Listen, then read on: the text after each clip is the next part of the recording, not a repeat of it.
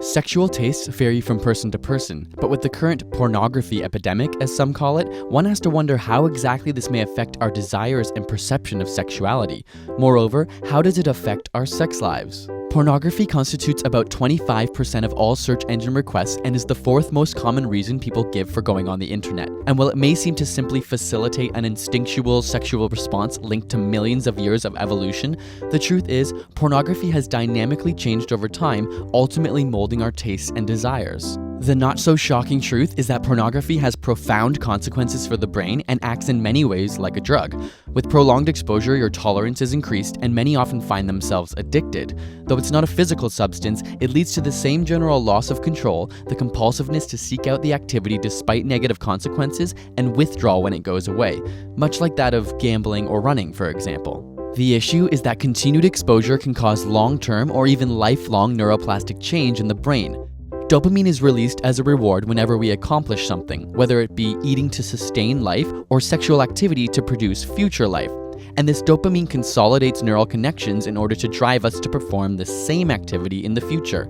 In other words, it alters and forms the brain cells to motivate certain actions. It rewires your brain. The National Institutes of Health measure drug addictiveness by testing rats. The rat is trained to press a button in order to get a drug, and the harder it works indicates how addictive the substance is. It turns out that the more addictive a drug is, the more dopamine we see released. And while there is, unfortunately, no rat porn that we can give to them, we do know that dopamine is also released during sexual excitement, which pornography plays right into. The more time you spend doing it, the more dopamine gets released, which reinforces the behavior and makes you not only desire it in the future, but require it. And as you begin to imagine these images away from the computer or while having sex, they become reinforced. Furthermore, each orgasm releases even more dopamine, which consolidates the connections made during the session.